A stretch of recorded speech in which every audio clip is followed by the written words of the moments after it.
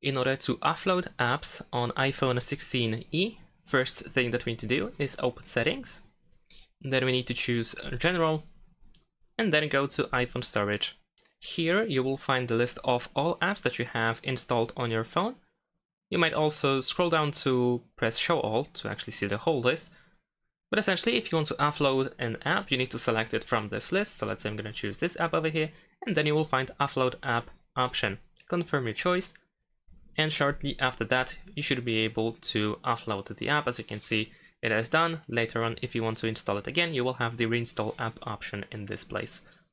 Of course, not every app can be offloaded. So let's say if I go to, well, Notes even can be offloaded. But let's say like Apple Inc., as you can see, this option is not available. So there are some exceptions. Some system apps cannot be offloaded, but in general, if you cannot load apps, then you can upload them over here. Thanks for watching, leave a like and subscribe to my channel, and see you in my next videos. Bye!